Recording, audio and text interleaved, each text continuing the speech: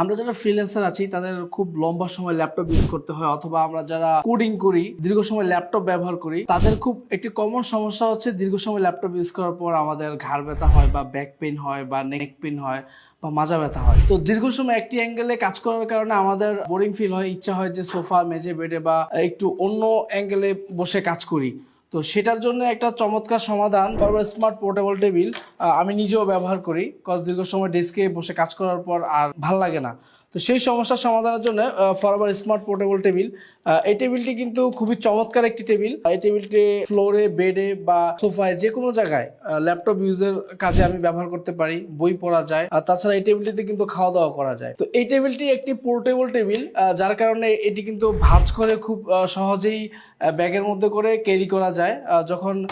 যখন ট্রাভেলে যাই তখনও কিন্তু এই টেবিলটি ব্যবহার করা যায়। তো এই চমৎকার ইউনিক পোর্টেবল টেবিলটি আপনি যদি মনে করেন যে আপনার প্রয়োজন, তাহলে আপনি আমাদের এই ভিডিওটি সেভ করে রাখতে পারেন, অথবা লার্ন মোর বাটনে ক্লিক করে কিন্তু আপনি এই টেবিলটি সম্পর্কে আরো বিস্তারিত জানতে পারেন।